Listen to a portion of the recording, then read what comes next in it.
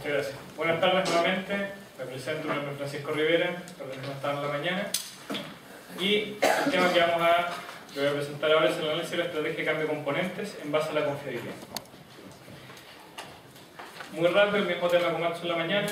Presencia más de 50 años en Chile, en distintos rubros y principalmente, la última foto la quiero comentar, lo que tiene relación con reparación de componentes. De algunas personas comentar lo que son los componentes. Pero quiero hacer una declaración un poco simple. Para nosotros, ¿qué es un componente? Tanto en el curso como dentro de la empresa. Son grandes partes dentro de las máquinas que son reparables, principalmente dado el alto costo que tienen, preferirlo reparar versus darlo de bajo y comprar otro nuevo. Pueden ser, en este caso, por ejemplo, motores diésel, más o suspensiones delanteras, cilindros hidráulicos de distintos tipos, motores de tracción, que son lo que hacen mover los grandes camiones mineros, y algunos tipos de bombas también son reparables. Entonces, una pregunta es, bueno, ¿cuál es la estrategia de cambio de componentes? Y esto se define de forma simple de la siguiente forma. Imagínense que tienen un camión que está operando. En algún momento ese camión se detiene para hacer un cambio de componente.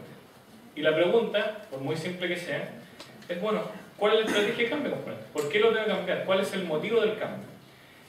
Y esas estrategias pueden tener distintas soluciones. Primero puede ser después de la falla, es decir, falló, se murió, hay que cambiarlo.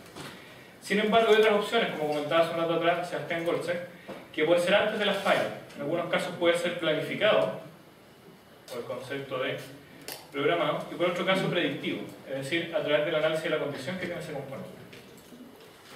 Ahora, la pregunta clave es, ¿cuáles son los factores que se relacionan en esta estrategia de cambio de componentes? Y son diversos. Por ejemplo, el nivel de servicio. Hemos comentado ya varias veces el concepto de nivel de servicio. Ciclo de reparación, soporte de componentes, cuántos componentes tenemos para cambiarlo. Demanda de reparaciones, confiabilidad, estrategia de cambio de componentes y costos de reparación. Todos estos factores de una u otra manera están relacionados con cuál es la estrategia que nosotros tomamos. Independiente del factor que se tome, lo importante es que hay literalmente mucha plata, sacos de plata en algunos casos, que están relacionados con cómo se van a estar relacionando estos factores. ¿Bien? Por eso, se va a hacer el caso de estudio de un componente de un camión eléctrico como eso. ¿Bien? Que es una foto que ya se han visto varias, pero es un ejemplo. Ahora, al hacer un análisis de confiabilidad del componente, específicamente el componente que está en análisis, se ve que tiene un cierto decaimiento, que es distinto al comportamiento que tenían las otras curvas que mostraron algunas otras personas. Y esta curva de confiabilidad tiene la particularidad, en ese componente, que el beta tiene un valor aproximado a 1. Este factor de forma de distribución de Weibull, por lo general, la mayoría de las teorías nos dice que hay que llevarlo contra la falla. ¿Por qué hay que llevarlo contra la falla? Si un componente en el tiempo avanza 500 horas, avanza 1000 horas, avanza un año, y la probabilidad de falla es la misma, no tiene sentido sacarlo. No se gana mucho en cuanto a confiabilidad del componente estarlo sacando antes de, porque la probabilidad en el tiempo va a ser la misma de fallar en un cierto periodo adicional. Pero la pregunta clave es, bueno, ¿es suficiente la información solamente con el factor de forma, en base a la distribución de Weibull, o falta algo más? Y esa pregunta de falta algo más es lo que está relacionado en alguna parte con el análisis de costo. ¿Ya? En la parte de abajo en la que están las horas de operación del componente y en la que están los costos de reparación. Y en este caso específico, se ve que el costo de reparación no tiene una tendencia al alza con respecto a las horas de operación. Por lo general uno tiende a pensar que mientras más uso tiene, más caro cuesta reparar. Sin embargo, en este caso específico no es así. Hay fallas iniciales que son más caras. En algunos casos puede ser fallas por mala mantención, mala instalación o mal ajuste en la primera etapa.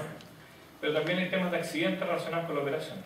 Ahora, cuando ese componente está sentado y está operando, no tiene grandes cambios en la tasa de falla, perdón, en el costo en la etapa final. Por lo tanto, si nosotros decimos, por un lado, si la confiabilidad no va variando mucho en el tiempo, es decir, no tiene un gran decaimiento, y por otro lado los costos de reparación se mantienen relativamente constantes, podemos hacer un supuesto que vamos a trabajar un rato más. Por otro lado, si nosotros tenemos una estrategia de cambio planificado, específicamente en este componente, vemos que hay una cierta variación en la demanda. ¿Ya? Esta variación en la demanda implica que tenemos ciertas olas o peaks de reparación. Eso pasa principalmente cuando uno tiene equipos que entraron a la operación al mismo tiempo. Si entraron todo el equipo el mismo día, lo más probable es que 3 años después, cuando sea el tiempo de cambio, hay que sacarlos todos juntos. Y es un tema que por lo general pasa cuando uno tiene harta flota de equipo o tiene repuestos similares, gran cantidad dentro de un equipo. Sin embargo, si es que uno analiza lo que es la curva que está ahí en rojo, son los cambios que están solamente considerados por tema de condición. Y esta curva es aplicable en el caso por el hecho de tener un factor de forma beta igual a 1, que en el fondo son fallas aleatorias. En el caso de las fallas aleatorias, se evita todos esos altos pics que genera la planificación como tal. Y aquí aparece un efecto bastante curioso, que es el efecto estabilizador de demanda, cuando uno se cambia por condición versus por planificado. Es un tema que descubrimos alrededor de un año atrás en la empresa, trabajando justamente con Guillermo del Castillo y con Sebastián Golsen en su momento, lo cual nos dimos cuenta que teníamos menos variación cuando no íbamos contra fallo por condición versus cuando estábamos haciendo los cambios planificados. Y era una situación bastante contraintuitiva, pero que a poco hemos ido reconociendo que es un factor interesante de análisis. Ahora, ¿cómo evoluciona el nivel de servicio en estos casos? En el fondo es bueno que tengo una cierta cantidad de componentes de respaldo. ¿Qué pasa si los voy dejando contra falla o por condición? Y ahí uno puede apreciar que cuando están cambios por condición para un cierto nivel de soporte, el nivel de servicio es bastante más alto, que es la curva roja de esta pega. Sin embargo, cuando vamos haciendo cambios planificados, estas olas que comentábamos recién, generan momentos en que no tenemos disponibilidad, no tenemos componentes para responder a la demanda que nosotros tenemos que instalar. Por lo tanto, para igual soporte componente, que es el caso de los dos, y analizamos un cierto nivel de servicio, 95%, 98%, 99%, dependiendo del caso, vemos que ahí hay un efecto de la estrategia. Es decir, cuando nosotros definimos la estrategia de cambio, dado en algunos casos los costos de reparación y en otros casos la confiabilidad, la estrategia nos puede afectar el nivel de servicio. ¿Bien? Por lo tanto, los factores que nosotros teníamos originalmente, que están relacionados con la estrategia de cambio, si nosotros lo analizamos de una manera distinta y lo reordenamos de otra manera, podemos ver que la confiabilidad y los costos de reparación son los que nos definen la estrategia de cambio de componentes. Pero dada esta estrategia de cambio de componentes, nosotros tenemos una cierta demanda hacia adelante. Vamos redefiniendo cómo debería ser esa demanda. Si esa demanda la sumamos con los ciclos de reparación, cuánto nos demoramos la reparación, nos define el soporte de componentes que hay que tener. Y finalmente, ese soporte de componentes, mezclado con los factores anteriores, nos va a definir el nivel de servicio. ¿Bien? Esa es la presentación. Vi que había un par de personas que querían tomarle fotos a la mesa, así que lo voy a dejar ahí mientras sigo conversando. Así que esa es la presentación. Son hartas conclusiones, harta información bastante condensada, pero lo importante de esto es el concepto de cómo uno puede ir definiendo la estrategia de cambio de componentes en base a distintos factores que de alguna u otra manera todos estamos manejando, ¿ya? Como son confiabilidad, costo de reparación. Pero lo interesante de esto es que lo vemos todos acoplados e interrelacionados entre ellos en un cierto proceso lógico de cómo lo entendemos.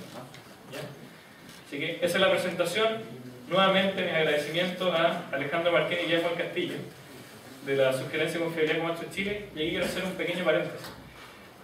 Varios de los que estamos acá hoy día presentando son alumnos del curso de Rodrigo Pascual, y para que nosotros podamos desarrollar estos análisis, ya que me estoy poniendo en el rol de estudiante, es importante contar con el apoyo de las empresas. Nosotros, generalmente, para poder hacer estos proyectos necesitamos que la empresa, por un lado, nos apoye con personas que nos estén ayudando a la generación de los proyectos, pero adicionalmente con el tema de información. Por lo tanto, es súper importante que ustedes como empresa, y ahí me pongo en el otro rol que tengo, que trabajando en Comanche, súper importante que nosotros estemos dispuestos a prestar apoyo en estos mismos alumnos. Lo más probable es que ellos en algún punto después van a empezar a trabajar con nosotros y van a hacer lo que quizás a nosotros nos hubiera gustado que nos apoyaran cuando estábamos en la universidad. Así que por eso les pido su ayuda, nuevamente los agradecimientos a Alejandro y Guillermo, y creo que está ahí. Muchas gracias y dudas consultas.